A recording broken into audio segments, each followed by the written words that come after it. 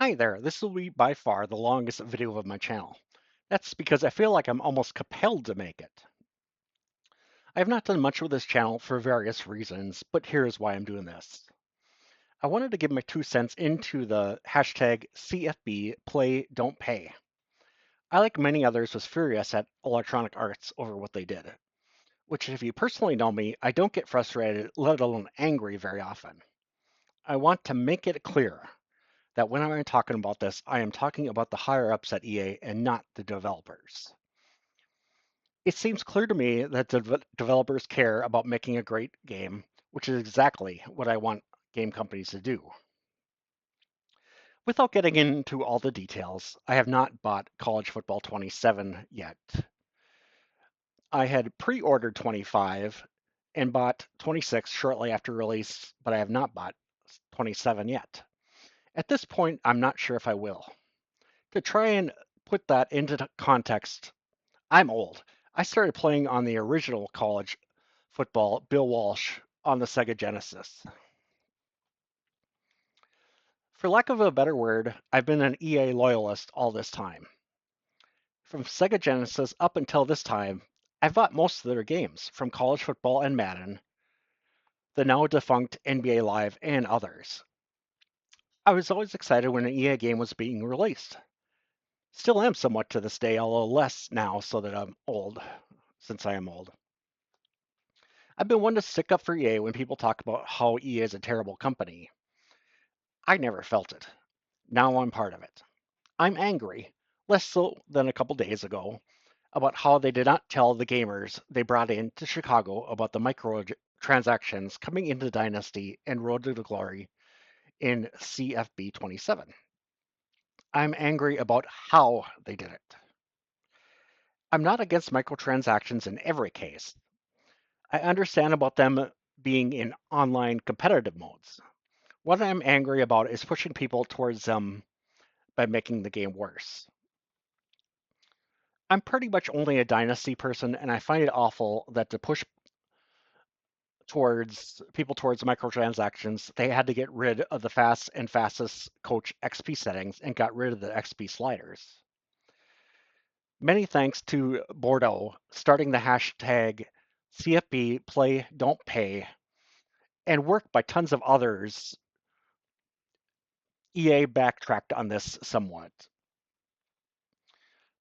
It remains to be seen what EA is going to do. Apparently, they are making more changes this week. What they do will make me decide if I am buying CFB 27 and under what circumstances I am buying, such as waiting for a severe price drop. While they have backtracked somewhat, such as adding in the fast coach XP progression, not the fastest option, has been added back. They still have work to do before I buy, especially at the current price.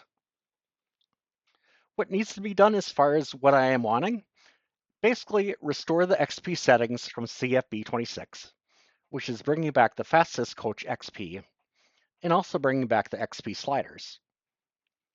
Also, remove the changes that are pushing people towards microtransactions, such as less XP for playing on less difficulty levels, and less XP for simming and not playing games, and turning off the wear and tear.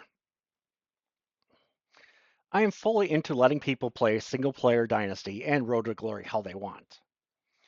Frankly, I am expecting EA made it so less difficult. I'm expecting EA made it so less difficult levels get less XP because kids would play on those levels. And because they are kids, they would get frustrated easier and then get their parents to buy the microtransactions.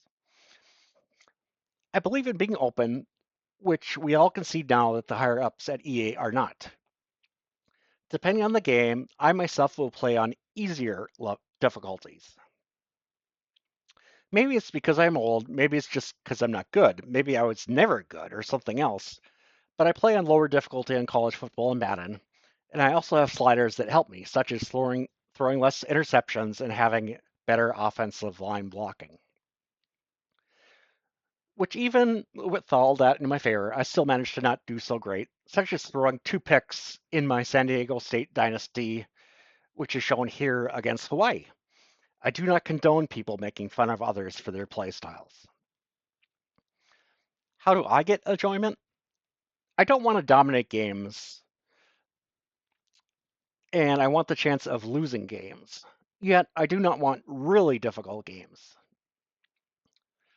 Back then, the NCAA 14 death penalty dynasties, or using really terrible starting schools, such as Not the Experts Dingoes dynasty, that just seems like torture to me.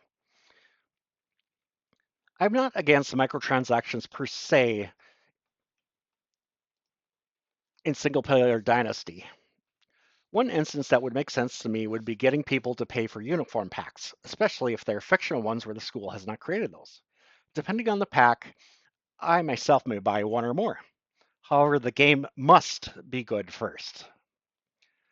Bugs in gameplay rarely, if ever, bother me. I rarely get above the emotional level of, well, just wish it had been this way. I've bought extra things for games in the past. Heck, I've even bought extra EA stuff in the past. I bought extra team builder slots in NCAA Football 14, which that is one thing I don't like about current EA football games. That in order to use created team builder teams, the Dynasty games cannot be offline. That means that I need to pay extra for playing online, which means buying Xbox Game Pass. The price is not all that much, but still somewhat of an annoyance, since recently I've discovered I do not get enough out of Game Pass to justify the price of it. Not sure if it's current generation issue or EA pushing people to buy Game Pass, but still to this day I cannot start my PlayStation 3. Still to this day I can start my PlayStation 3, start up NCAA Football 14, and import team builders into Dynasty mode. I have team builders downloaded to my profile, even though the NC 14 servers have been closed long ago. Which that is my annoyance with modern gaming. Once the servers are inevitably taken down, certain things are lost. Even worse, entire games are unusable. That is why I will not buy a game that does not have offline capabilities. I will put my money where my mouth is. I really love the Fallout series, but I have not bought Fallout 76, even though I saw it for $5 because it cannot be played offline. Where do I go from here? This channel's had not much on it.